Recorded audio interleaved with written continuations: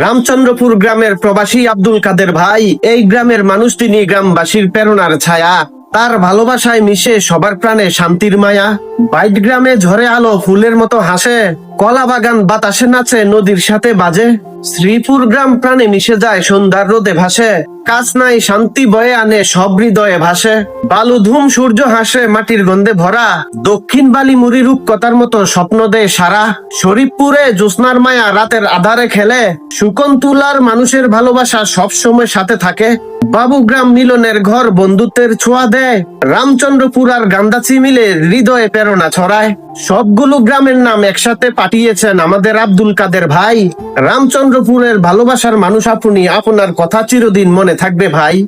আমি মামুন, মথুরাপুর আমার গ্রাম। আপনার বাড়ি কোন জায়গায়? কমেন্টে বলে যান।